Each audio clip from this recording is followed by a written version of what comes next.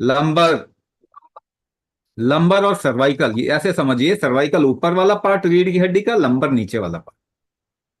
Spondylitis, itis जब भी आएगा ना, आइटिस, किसी भी चीज के पीछे आइटिस लगाओ तो उसका मतलब होता है ज्वलनशीलता, इन्फ्लेमेशन, ज्वलनशीलता। वो इन्फ्लेमेशन दो कारण से होती है। पहला कारण, कभी भी इंफेक्शन होगा तो इन्फ्लेमेशन आएगा। दूसरा कारण, अगर वेयर एंड टेयर, शरीर के अंदर वेयर एंड टेयर, टॉक्सिन्स होंगे तो इन्फ्लेमेशन आएगा, आइटिस आएगा। टॉक्सिन्स होंगे तो, टॉक्सिन का मतलब क्या होता है? अब दोनों चीजों को हम समझते हैं, इन दोनों को, इसको थोड़ा समझना पड़ेगा। जो इन्फेक्शन से होगा, कोई कीटाणु का इन्फेक्शन हो गया, और शरीर में आजकल बहुत हो रहा है, इसको थोड़ा समझें, आपको पता चलेगा। देखो, इन्फेक्शन तो आप एंटीबायोटिक खा के इन्फेक्शन ठीक हो जाता है, मगर 15 साल के बाद में एंटीबायोटिक आपकी काम नहीं करेगी। हर चीज को केमिकल से हमने ठीक करने का ठेका ले रखा है जैसे। ये लाइन ही गलत है, ये सोच ही गलत है। 10-15 साल के बाद आप देखेंगे कोई भी एंटीबायोटिक काम नहीं करेगी, रेजिस्टेंस हो जाता है आपके शरीर में, क्योंकि आपका शरीर केमिकल लेने के लिए डिजाइन नहीं हुआ।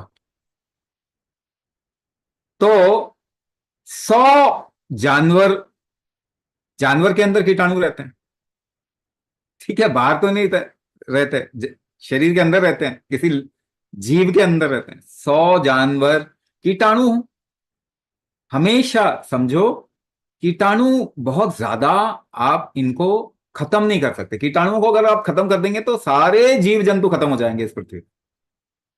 तो वो आप चेंज नहीं कर सकते। आप क्या कर सकते हैं? जानवरों को खत्म कर दिया।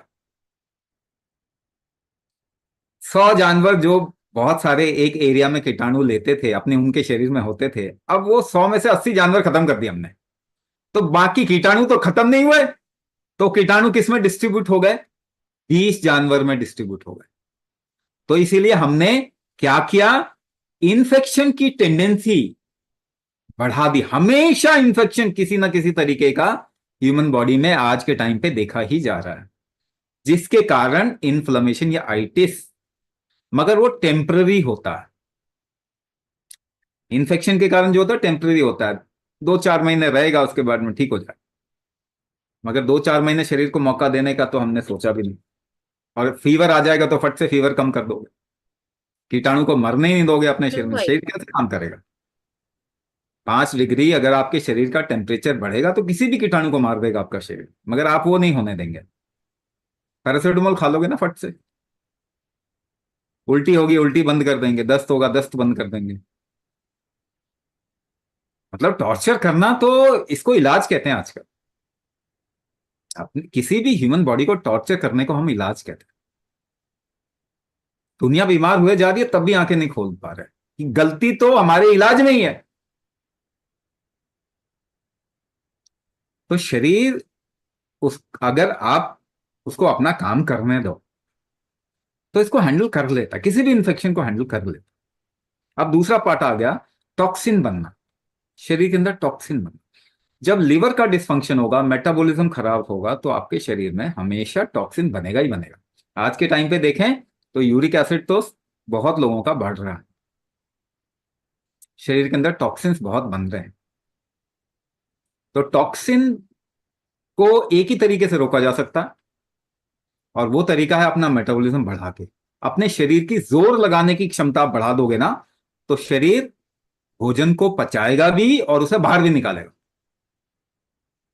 भाई, जब पेट ही साफ नहीं हो रहा तो साफ करने के लिए आप जोर लगाते हो ना, कुंभक करते हो ना। भाई, सभी के सभी करते हैं कुंभक, संडास पे बैठ के रोज कुंभक करते हो? नहीं। तो इतना ही समझो कि डिटॉक्स भी आपका तभी होगा जब आपकी सांस रोकने की क्षमता अच्छी होगी, और मेटाबॉलिज्म भी अच्छा होगा जब आपकी सांस रोकने की क्षमता अच्छी होगी। जिस दिन आप बहुत काम कर लेते हैं उस दिन भूख लगती है ना अच्छी। काम कैसे करते हैं, जोर कैसे लगाते हैं? हमेशा कुंभक करके ही जोर लगाते हैं, सांस रोक के जोर लगाते हैं। तो जिस दिन आप अच्छे से काम कर लेते हैं, शरीर को खूब इस्तेमाल कर लेते हैं, उस दिन भूख भी लगती है। मगर काम के लिए तो अब कुछ बचा नहीं, तो फिर बैठ के कुंभक कर लो, ये तो जरूरी है। आज के टाइम पे एक ही चीज बचा सकती है आपको। नहीं तो देखिए, सभी तो हॉस्पिटल में जाके खत्म हो रहे हैं ना, शरीर त्याग कर रहे हैं। घर में रह के तो किसी का भी शरीर त्याग नहीं हो रहा। ये बहुत गंभीर बात है, बहुत खराब चीज है। कुंभक करेंगे तो आपका डिटॉक्स भी अच्छा होगा, मेटाबॉलिज्म भी अच्छा होगा, तभी आपके शरीर में से टॉक्सिन्स निकलेंगे। है ना, ये दो चीज जो बताया कि शरीर को अलाउ करो, उसकी इम्यूनिटी को हाई करना पड़ेगा। इम्यूनिटी भी आपकी सांस रोकने की क्षमता ही है। आपको कोई धक्का देता, टॉलरेंस कहते हैं ना, टॉलरेंस, झेल पाने की क्षमता। 10 किलो वेट उठाओ, कैसे झेलते हो 10 किलो वेट को? सांस रोक के। 20 किलो झेलना है तो सांस रोकने की क्षमता, capacity to hold your breath should be high.